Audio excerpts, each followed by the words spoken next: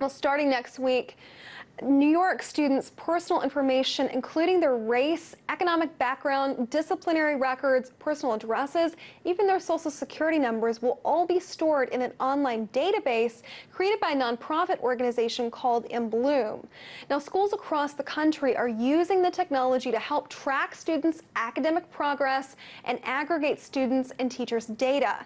Now, the technology was hit at the latest South by Southwest EDU conference, and it's largely funded with money from the Bill and Melinda Gates Foundation. The parents and privacy advocates across the country have come up against the use of this technology out of the concern that students' data could be at risk. Now, Louisiana State Superintendent John White recently decided to withdraw the state's student data over privacy concerns. Now, In Bloom, on the other hand, says that its top priority is students' privacy protection, and it remains in compliance with those privacy laws. Now, according to the In Bloom website, states and districts using In Bloom retain ownership and control of their data and how the data is collected, retained, and made available to the right users and applications. So should the parent be concerned, or is this just another technological advance? Well, joining me to discuss the issue is Kate Crockford, Director of the Technology and Liberty Program with the ACLU of Massachusetts.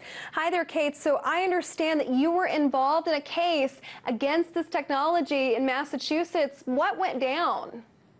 Well, we're still involved, actually. A coalition of groups, the ACLU of Massachusetts, the Campaign for a Commercial-Free Childhood, the Massachusetts Parent-Teacher Association, and Citizens for Public Schools here in Massachusetts are organizing to oppose what you have just talked about, which is the state of Massachusetts joining in with now 6 other states. It used to be 8 other states, but 2 have now dropped out. Both Georgia and Louisiana have pulled out of this pilot program.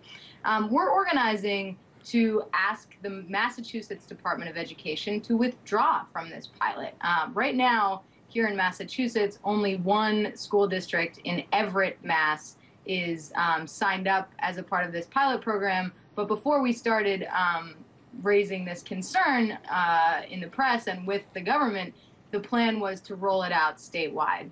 Okay, Kate. So schools have always stored and used this information, including the disciplinary record of students. Why is this a concern now? I mean, haven't we always done this? Well, the concern is that extremely private and very confidential information about every single public school student in Massachusetts and these other states, and then potentially in the entire country if this pilot program is a success, would be shared with private corporations. And, you know, as it stands right now, some limited student data is shared with private companies that run, for example, standardized test programs, but those data are very minimal. This program is based on the notion that all kinds, hundreds actually, of different kinds of data points about students and teachers actually would be shared with a wide variety of private companies ranging from Amazon to Dell, including many, many others. You can actually go to In Bloom's website and see a list of all those corporations. So the issue here really fundamentally and comes down to parents not being given a choice about whether or not they want their student, their child's very private, you know, you listed some of these data points, race, disciplinary records, special education status, even things like whether a student is pregnant or a refugee status or immigration status.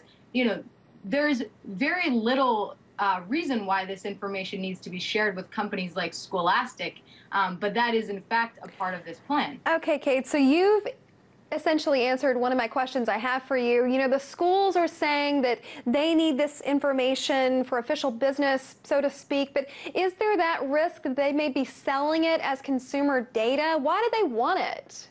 Well, in fact, you know, it's not so much that the schools would be selling it, right? In fact, the schools would ultimately pay for access to the educational products that are going to be sold to them that have been developed and use student data that the Department of Education has given over to In Bloom for free. So essentially what's happening is that In Bloom is going to be making money It's a nonprofit organization, but it will be paid for the licensing fees to manage this data and essentially give it or maybe even sell it to private companies that will then charge the school districts for access to these learning tools. So really, you know, there are a number of ways in which the school districts themselves can lose out, not just the students. And then, you know, another way is that InBloom has said that, you know, they protect the data, that it's all secure. In fact, if you read InBloom's privacy policy, it explicitly states that they won't be held liable for any breaches of that information. So if, you know, the data, their plan is to store this information on a cloud service on Amazon.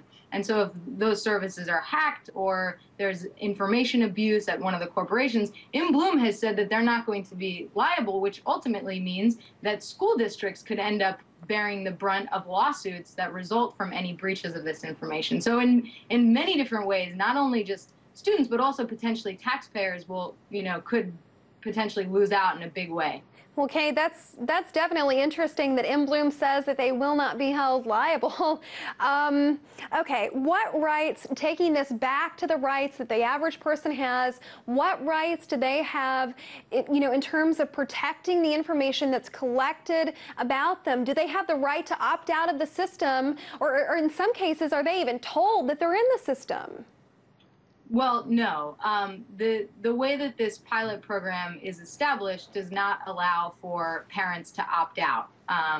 You know, ideally, I think that if any system like this is to ever move forward, whereby schools are sharing extremely private, personal, confidential information of students with private corporations, sort of en masse, wholesale, this should be an opt-in program ultimately, because as we all know, living in the world, there, you know, parents have varying degrees of involvement with their students' educations. You know, some students' parents don't read the materials that their schools send home with them every day. And so even if there is an opportunity for parents to opt out, students may lose out simply because their parents aren't. Kate, I hate to cut you off. We have to leave it there. A lot of valuable information you certainly brought to the table.